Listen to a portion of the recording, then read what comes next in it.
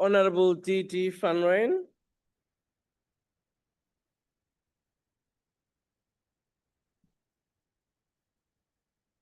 Madume, Honorable Speaker, and honorable members.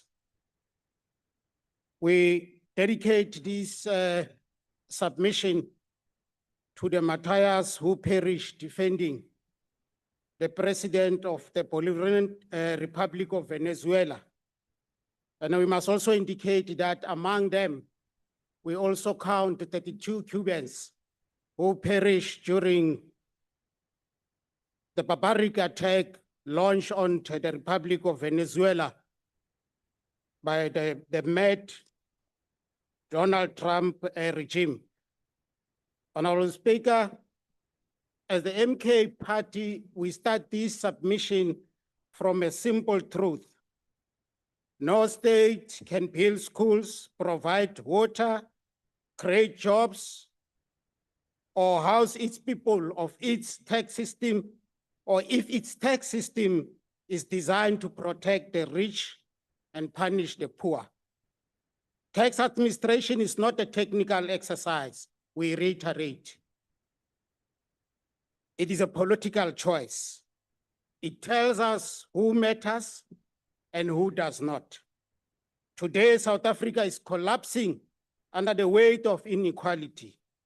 Municipalities are broke, water systems are failing, electricity is unreliable, housing backlogs grow every year, and yet the super rich, multinational corporations, gambling syndicates, and illicit traders continue to legally and illegally drain billions out of this country, while the poor are chased by SARS for every cent. This is the context in which this tax administration bill must be judged. Madam Speaker, South Africa is bleeding through. It's bleeding through transfer pricing by national multinationals, illicit financial flows, counterfeit goods, customs fraud, and a tax system that is regressive and cruel to the working class. Yet what is placed before this House today is a technical bill about donation certificates, voluntary disclosures for customs offenders, and administrative tweaks. This is not reform. This is cosmetic surgery on a terminally ill system. The people of South Africa are not fooled. Under this so-called government of national unity, the economy is run to satisfy rating agencies, foreign investors, and financial markets, not the people who vote, who work, and who suffer. This bill does not tell us how the rich will be taxed fairly, how multinational corporations will be stopped from stealing our wealth, how illicit trade will be crushed, how online gambling billions will be stopped from flowing offshore, or how the tax burden will be lifted from poor households. Instead, it gives relief and protection to the very system that created inequality. As MK Party, we say clearly, you cannot fix a broken society with paperwork while leaving economic power untouched. These amendments are designed to keep global capital comfortable while municipalities collapse and unemployment destroys families. And let us be very clear, in 2026, South Africans will vote in local government elections. They will vote based on few things: whether water comes out of their taps, whether electricity stays on, whether refuse is collected, whether their streets are safe, whether their children have jobs. You cannot fix those problems while your tax system is designed to protect the elite. That is why this bill is not neutral. It is a political. It's a political tool meant to protect the status quo. It protects wealth concentration. It protects economic apartheid. And as we stand here as MK Party, we are clear. We stand for radical economic transformation, not radical paperwork. We stand for a tax system that taxes wealth, stop capital flight, crush illicit trade, and fund real development in our communities. The MK Party reject this administration's laws amendment bill to help us realize our development goals. Madam Speaker, the South African tax system. Thank you, is a Honorable radical Member. Your adjustment, time is not up. cosmetic amendments proposed in this bill. Honorable We thank you. Dr. MJ Becker.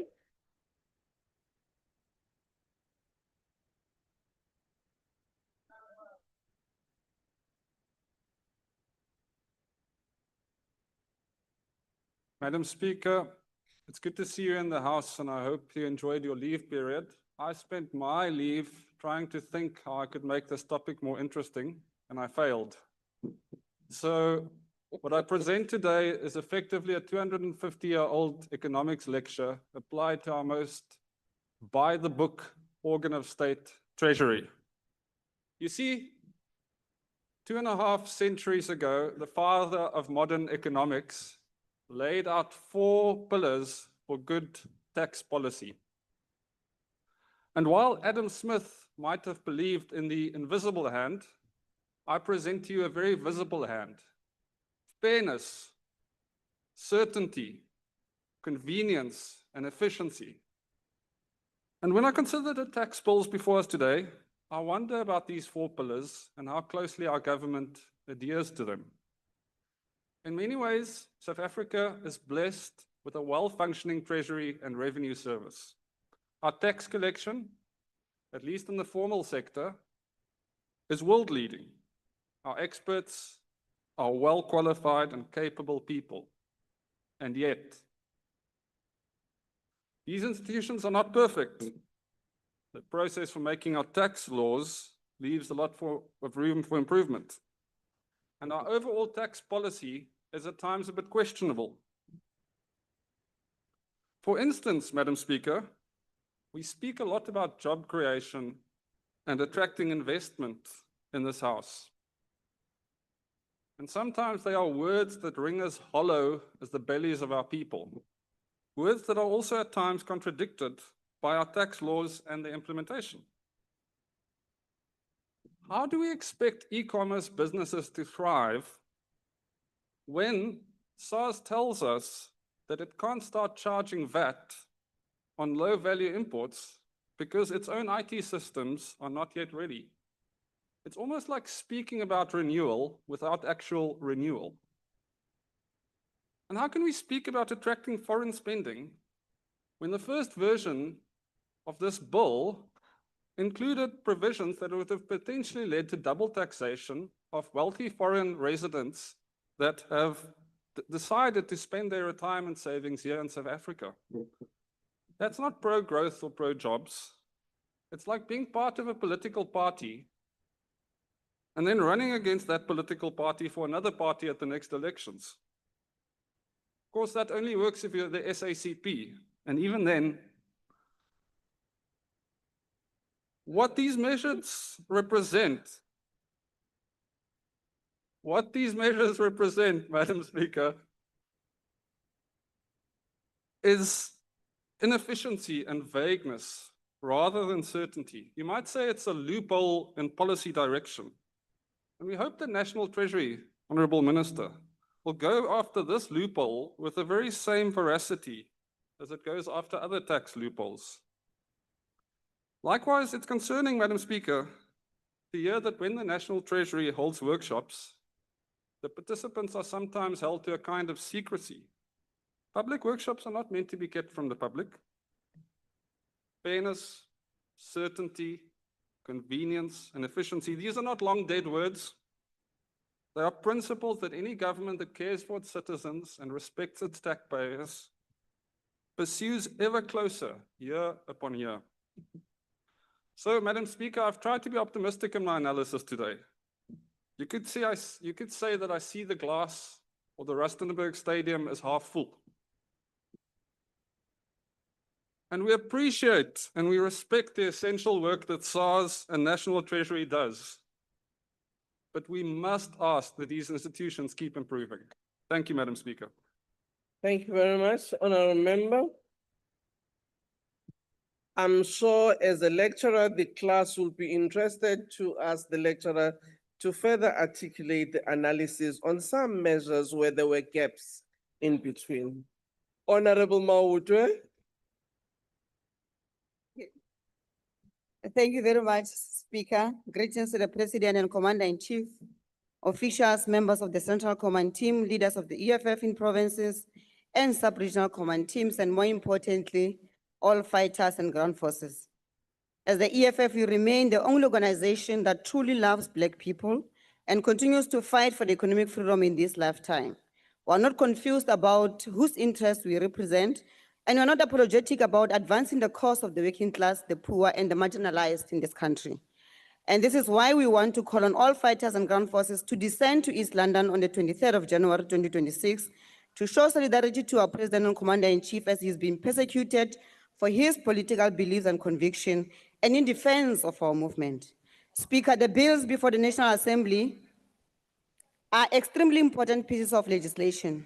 These are the laws which, through the manner in which we design and implement budgets, determine where and how revenue is collected to fund education, healthcare, policing, defense, and other programs of service delivery. Taxation is not a technical side issue. It's at the center of how the state redistributes resources and responds to inequality. However, if you attended a standing committee on finance when we were dealing with these bills back in September 2025, you'd agree with us that based on what those who made submissions said, the dismissive response by the National Treasury, and what is ultimately contained in the committee reports, this entire process is treated as a tick box exercise. If anything, parliamentary oversight over taxation has been reduced to an administrative inconvenience rather than being treated as a constitutional obligation for Parliament to meaningfully decide on taxation matters. What makes matters worse, Speaker, is that these bills are deliberately presented as complex instruments written in unnecessary technical language that systematically excludes the majority of our people from understanding why they are being taxed. People earn a salary and they are taxed. They buy food, they are taxed. They pay for babysitter services, they are taxed. They are taxed on money that has already been taxed. Yet those who draft these laws do not want to explain in a language people understand why they are being taxed in the manner that they are being taxed. This deliberate vagueness serves particular interests, and it is certainly not the interest of the poor and the working class. Now, members, we know that SARS does not treat everyone equally.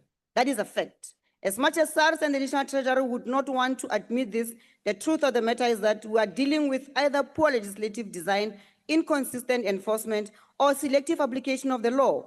This is a problem that we as members of Parliament continue to refuse to fix, even when political and implementable proposals are tabled before this House. To this day, we still do not have legislation that decisively deals with illicit financial flows, tax avoidance, and base erosion, which are being practiced by the majority of large companies, including those listed in the JSE. These are not small issues. These are the structural leakages that deprive the state of billions in revenue that could be used to address unemployment, poverty, and inequality.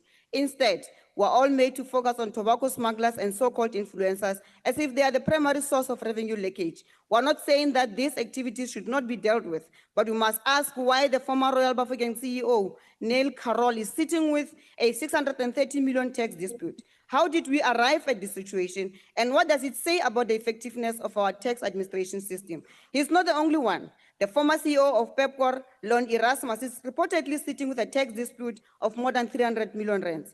The flower case against SARS is another example of how SARS has fumbled some of these high-profile cases.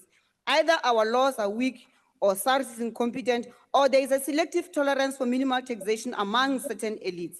All three possibilities point to a serious crisis in our tax system. We asked an important question in the committee and never received the proper answer. Is there anyone in this House who still has confidence in SARS' ability to administer taxation equitably across all income groups and races? Because to an ordinary South African worker, it appears that the wealthy and politically connected can always negotiate their way around paying taxes, while workers face deductions that they cannot negotiate, delay, or avoid. Speaker, we have also raised issues concerning the sugar lobby industry, which has successfully negotiated with the National Treasury for no inflationary increases on excise duties, and the health promotion levy, commonly known as the sugar tax. Someone was lobbied, and it was not members of parliament. There was no comment or assessment by the Department of Health, no impact studies, and no serious justification provided to this House. At the same time, illicit trade in alcohol and tobacco is completely out of control, yet there is no effort to revise the assumptions and policy frameworks that govern how these products are taxed. This does not come as a surprise because the reality today is that our taxation laws respond more to the fears and whims of banks, mining companies, insurance industry, and the private sector broadly than to the lived realities of our people. What is even worse is that the National Treasury knows, and everyone in this House knows, that we spend more as a society cleaning up the social and economic costs of alcohol abuse in our communities than what we collect through alcohol taxation. Yet, this reality does not translate into bold, progressive tax policy. South Africa's taxation system can no longer honestly be described as progressive or redistributive. How do you describe taxation as progressive in the most unequal society in the world, a society that has effectively made unemployment a permanent condition of a Black life? There is a fundamental contradiction here that Treasury refuses to confront. Why is there such strong resistance to the introduction of a wealth tax, even when the majority of people in this House agree that it must be introduced? Whose interests are being protected and at whose expense? Lastly, Speaker, we must end the employment tax incentive. Either the claims associated with this policy are fraudulent or the policy is simply not working. Unemployment continues to rise, yet this incentive is treated as an unquestionable instrument. In reality, it has become an accounting mechanism that allows employers to Thank you, reduce their Honourable costs Maud. while increasing their profits. We reject this. The next speaker is the Honourable Hadebe. Thank you, House Chairperson. The Taxation Laws Amendment Bill and the Tax Administration Laws Amendment Bill are two critical pieces of legislation that together shape not only how revenue is raised, but how fairly, efficiently, and transparently South Africa's tax system is administered. Taxation is the lifeblood of the state. It funds public service, redistributes resources, and underpins social economic development. However, for a tax system to command legitimacy, it must be fair, predictable, and competently administered. In an economy under severe strain, tax policy choices must support growth, protect the vulnerable, and avoid placing disproportionate burdens on compliant taxpayers. We note that the Taxation Laws Amendment Bill introduces a wide range of technical amendments across income tax, VAT, customs and excise, carbon tax, and global minimum tax legislation. While many of these amendments are necessary to close loopholes, clarify provisions, and align South Africa with international tax standards, we caution that increasing complexity in the tax system disproportionately harms small businesses, emerging enterprises, and individual taxpayers who lack access to specialized advice. We further note amendments relating to retirement funds, savings components, and severance benefits. While the intention to strengthen retirement security is understood, these changes must be communicated clearly and consistently to the public. Too many South Africans already mistrust the tax system due to poor communication and frequent rule changes. Tax policy must encourage savings and long-term planning, not create uncertainty or fear. We welcome provisions aimed at modernizing tax administration, including measures relating to electronic reporting, streamlined customs procedures, and voluntary disclosure mechanisms. These reforms have the potential to improve efficiency, reduce delays, and support legitimate trade and business activity. However, we remain concerned about the balance of power between SARS and taxpayers. While SARS must be empowered to combat tax evasion, illicit trade, and non-compliance, this authority must be exercised within clear legal safeguards. Provisions that expand administrative discretion must be matched by strong oversight, transparent processes, and accessible avenues for objection and appeal. We are particularly mindful of small businesses, informal traders, and rural enterprises, many of whom already struggle with regulatory compliance. Tax administration reforms must not unintentionally criminalize honest mistakes or impose punitive consequences for minor or inadvertent errors. Both bills highlight the broader reality that revenue collection alone cannot resolve South Africa's fiscal challenges. Tax compliance improves when citizens see their contributions translated into quality public services, functioning infrastructure, and ethical governance. The IFP supports the further processing of the Taxation Laws Amendment Bill and the adoption of the Tax Administration Laws Amendment Bill, while reserving the right to engage on specific provisions to ensure that South Africa's tax system remains fair, transparent, and development-oriented. I thank you. Thank you. The Honorable Daniels.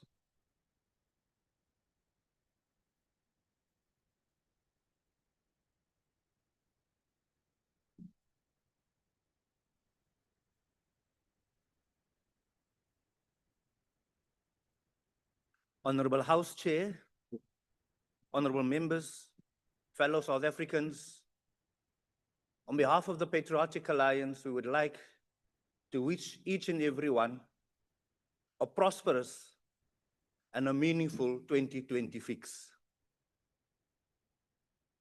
The Patriotic Alliance has carefully considered the report on the Standing Committee on Finance on the Taxation Laws Amendment Bill. The bill is not merely technical legislation. It directly affects how the state raises revenue in an economy already under severe pressure from unemployment, low growth, and rising living costs. We acknowledge the extensive work done by the committee. Yes, the complexity of this bill reflects a difficult balancing act between securing revenue and avoiding further harm to businesses and households who are already stretched to the limit. South Africans are not refusing to pay taxes. They are questioning whether their contributions are being used wisely and responsibly. Honorable House Chair, we particularly welcome the robust public participation processes that unfolded. Stakeholders, experts, and ordinary citizens were given a meaningful opportunity to engage. This transparency is essential if we are to rebuild trust in our fiscal institutions, especially at a time when public confidence in government remains fragile. However, we must be clear. A technically sound tax framework means very little if it is not matched by discipline in spending and firm action against waste and corruption. Government cannot continue to return to taxpayers for more revenue while failing to account to billions lost through inefficiencies and mismanagement. This is not sustainable, and it is definitely not just. That said, honorable members, we are satisfied that the overall direction of this bill improves coherence, it closes loopholes, and it strengthens the integrity of the tax system. These measures are necessary to protect the revenue base without resorting to blunt and damaging tax increases that would further choke economic growth. The Patriotic Alliance therefore supports the recommendations by the committee, but let this support be clearly understood, please. It comes with an expectation of strict oversight, accountability, and ultimately results. Revenue raised through this bill must translate into real service delivery, economic stability, and tangible improvements in the lives of South Africans. South Africans are taxed enough. What they demand now is value for money, accountability, and delivery. I thank you. Thank you. The Honorable Beasley.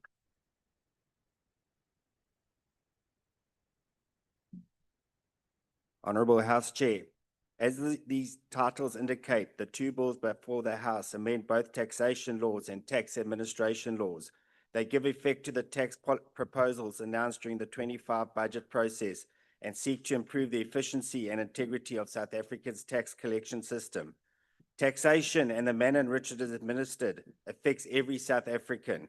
It is therefore imperative that public participation is conducted in a way that is meaningful and enables the public to contribute real-world experiences and insight. Effective public participation improves policy quality, enhances tax morale and compliance, and most importantly, confers legitimacy on the tax system. At a time when South Africans face an ever-widening tax gap, it is essential that taxpayers perceive the system as fair, transparent, and credible. In this regard, Action SA welcomes the introduction of the second leg of public participation and notes a significant reduction in the number of participants compared to the first leg. This is encouraging as it suggests that many of the concerns raised during the initial phase were adequately addressed. That said, both the South African Institute of Chartered Accountants and the audit firm PKF raised concerns regarding the timeframes within the process. These concerns should be carefully considered by the Standing Committee on Finance and National Treasury going forward. Turning to the substance of the bills, Action SA wishes to highlight several notable aspects. Firstly, Action SA welcomes the expansion of the definition of illicit goods within the Custom and Excise Act. While the amendment is modest, any steps to combat the rapidly growing illicit economy must be supported. Illicit trade not only undermines tax collection, devastates legitimate businesses, and destroys decent jobs, but it is also deeply entwined with organized criminal activity, including corruption, extortion, kidnapping, murder, and illegal immigration.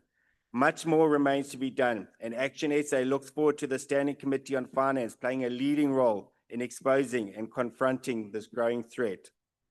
Secondly, with regards to Section 18A donation certificates, it is essential that the interpretation note to be issued provides clear and practical guidelines. Donations are the lifeblood of many NGOs. However, Section 18A certificates are vulnerable to fraud and administration errors. Strengthening the framework for issuing these certificates without imposing unnecessary compliance burdens on legitimate NGOs is therefore both necessary and urgent. Thirdly, Action SA supports enhanced powers granted to SARS officials for tax administration purposes to inspect businesses in order to verify their existence and legitimacy. Far too much tax fraud occurs in the absence of even the most basic verification controls. Strengthening these controls is a necessary step in reducing the tax gap and restoring confidence in the system. Lastly, the proposal that attracted significant public comment relates to the reduction of the threshold for ring-fence assessed losses from a 45% to a 39% marginal tax rate for suspect trades. While Action SA supports this amendment, it is critical that tax policy does not inadvertently stifle legitimate entrepreneurship, an essential ingredient for reviving our stagnant economy. At the same time, where trades are demonstrably suspect and are used primarily as a vehicle for income tax avoidance, even further tightening of this applicable margin rate should be considered. House Chair, in conclusion, as instruments that give effect to the recent budget proposals and in order to improve the efficiency of the tax administration, Action SA supports these two bills. I thank you. Thank you. The next speaker is the Honorable Swart.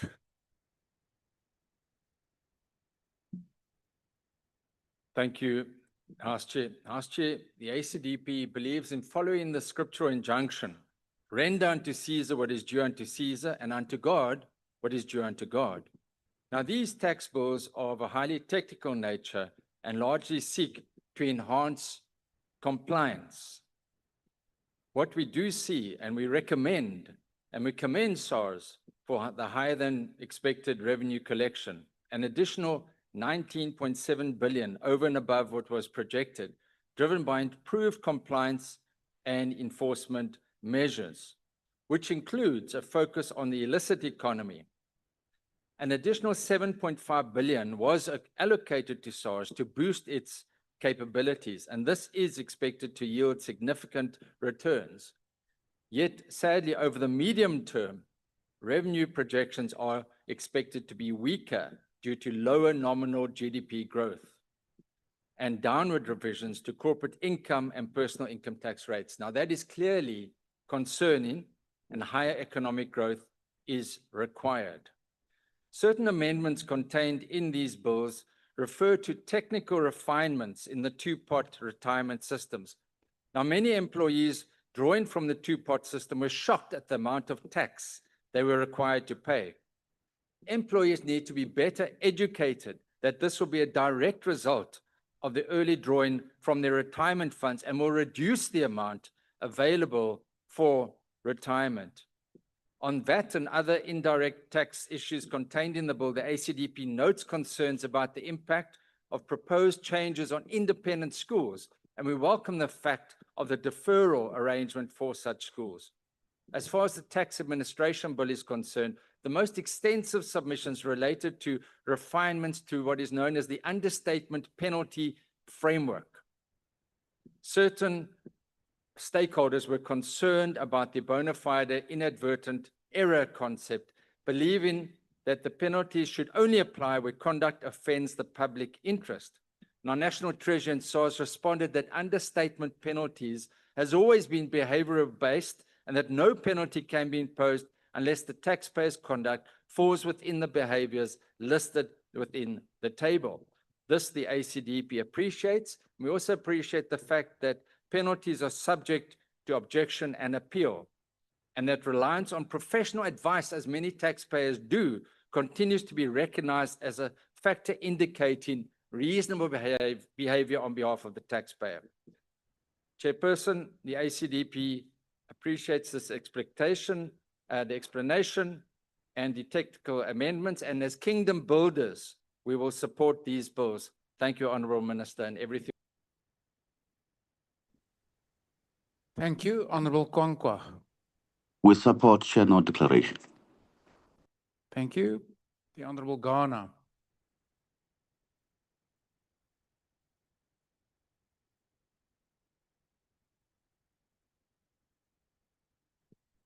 Nekhenza mthomashitulu nalembele rintsha bahlonipheki. I rise in support of both the Tax Administration Laws Amendment Bill and the Taxation Laws Amendment Bill, which together represent important steps in strengthening the efficiency, fairness, and credibility of our tax system. At the center of these amendments is the VAT modernization project, a necessary and overdue reform. Our economy is evolving rapidly, driven by digitalization, e-commerce, a new business model that did not exist when many of our tax systems were designed. SARS must therefore be equipped with modern, integrated, and data-driven systems that allow for real-time reporting and better verification and faster processing. Honorable members, the bills also address customs and excise duties on important goods with a value of 500 rands or less. This is a critical intervention. The growth of online shopping and small consignments entering the country has exposed weaknesses in customs administration, creating unfair competition for local businesses and revenue leakages for the state. By tightening the treatment of low-value imports, we promote fairness, revenue protection, and compliance, while also safeguarding domestic industries that compete against goods entering our market undervalued or misdeclared thresholds. Customs modernization is essential to securing our borders economically, not just physically.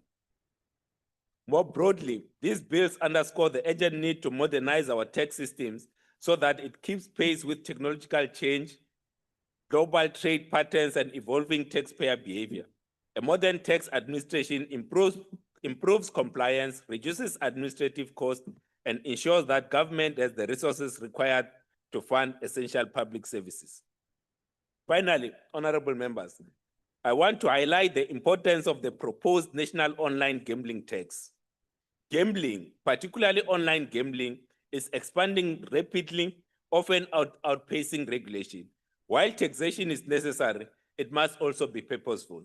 Revenue generated from online gambling should be ring-fenced to support education, research into gambling addiction, prevention programs, and rehabilitation services. No country has ever gambled its way to prosperity. We must ensure that while the state collects revenue, It also addresses the social harm associated with gambling addiction, especially amongst young and vulnerable South Africans.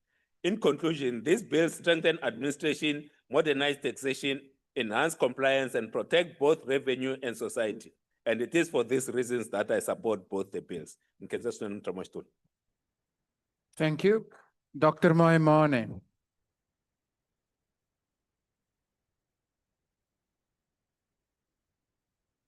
Honorable members, Bakhay Tsudumelang, and I wish you all a prosperous and a happy new year, as it were.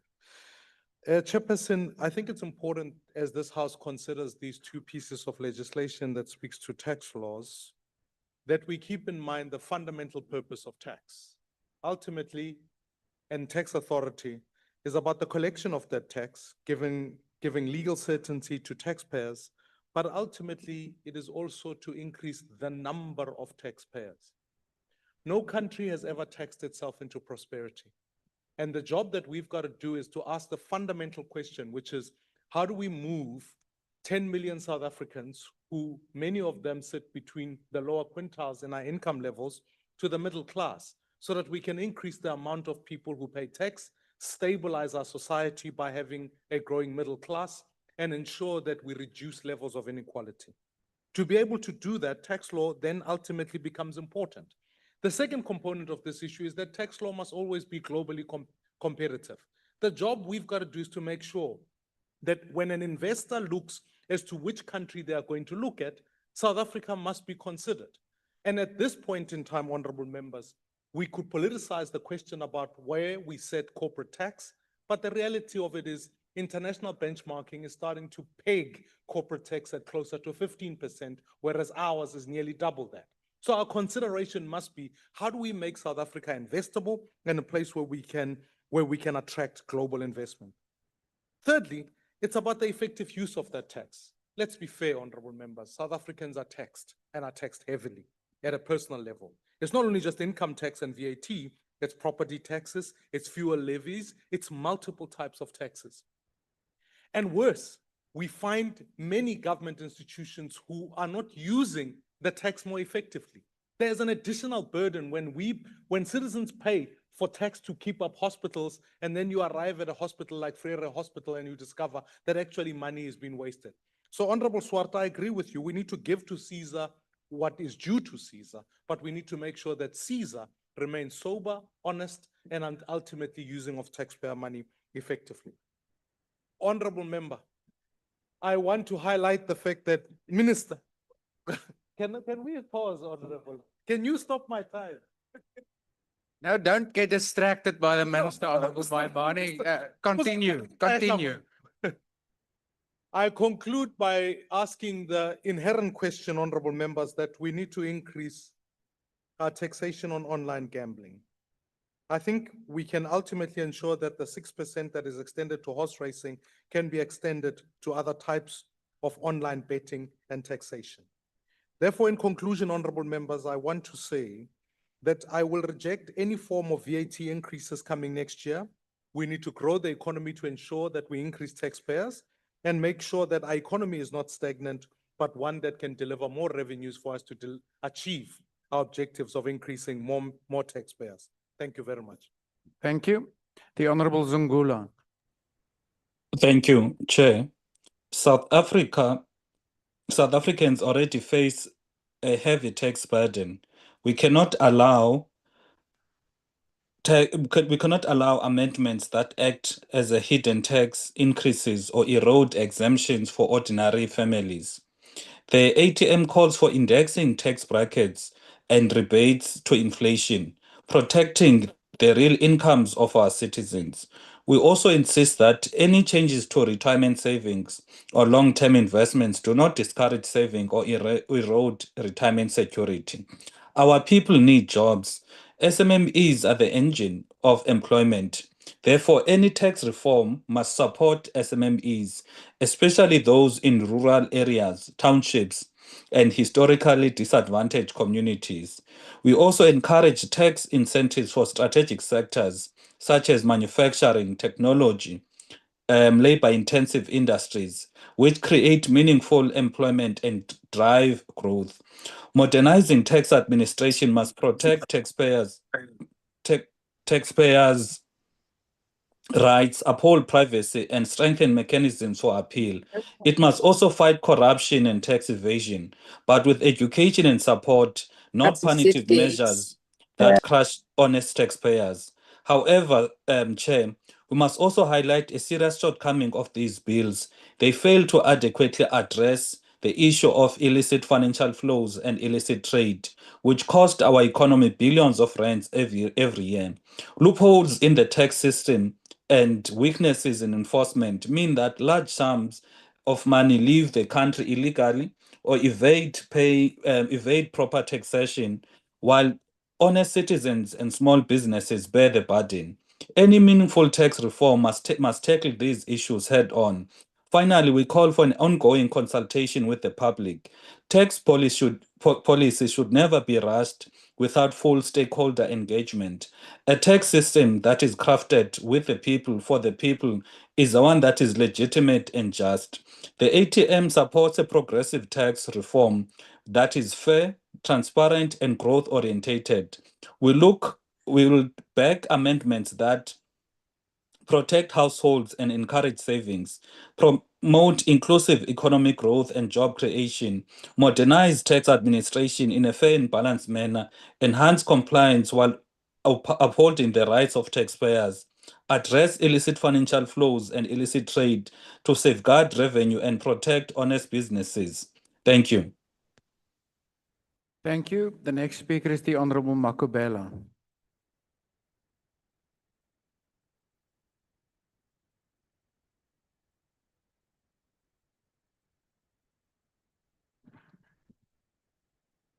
Honorable House Chairperson and honorable members, these bills may be technical in form, but their impact is profoundly human. They touch children whose future depends on support reaching them in full, families striving for dignity, workers and entrepreneurs building livelihoods, educators shaping human capital, and industries sustaining our economy. Tax policy is one of the few instruments that speaks to all of us across parties, sectors, and communities. It is where fiscal responsibility meets social justice and where economic growth must be reconciled with fairness. These bills remind us of the truth that should unite this House. A fair and a credible system is not an obstacle to growth. It is the foundation of trust between the state and its people. When we approach tax policy with balance, cooperation, and a shared purpose, we strengthen not only the economy, but the social contract that binds us as South Africans. It is in the spirit of common unity and responsibility that we debate the Taxation Laws Amendment Bill and the tax administration bills today. Honorable members, the reinstatement of the exemption of the child maintenance is a step that deserves broad support. It affirms a principle that unites us. Support intended for children must reach them in full. This amendment strengthens family stability, supports caregivers who are most often women, and reinforces the state's commitment to child welfare. It is a reminder that a humane tax system strengthens social cohesion, which ultimately benefits the economy as a whole. Honorable members, the inclusion of the amounts assigned to non-retirement member spouses in cases of a marriage dissolution under religious tenets is a mature and inclusive legislative approach. It recognizes the diversity of South African families and ensures that financial protection does not depend on a form of a marriage. This is not about special treatment, honorable members. It is about an equal protection under law, a principle that should unite this House. The exemption of educational activities by basic education institutions is another form of consensus. Education is not a cost to be minimized. It is an investment in productivity, citizenship, and a future growth. By reducing administrative tax burdens on schools, we strengthen the foundation upon which every sector of the economy depends. The extension of the Urban Development Zone tax incentive to March 2030 provides certainty and continuity. It supports urban renewal, infrastructure investments, and job creation in areas that needs it the most. Importantly, the incentive offers us an opportunity to ensure that development is inclusive, transparent, and socially beneficial with proper oversight and accountability. The additional reduction for the domestic production of battery, electric, and hydrogen-powered vehicles speaks to a shared future-oriented growth and a vision. The incentive positions South Africa to participate meaningfully in the global green transition, supporting industrialization, skills development, and the export competitiveness. It is an example of how tax policy can crowd in investment rather than crowd it out. Honorable House Chairperson, the low-value importation exemption reflects the realities of a modern digital economy and supports small businesses engaging in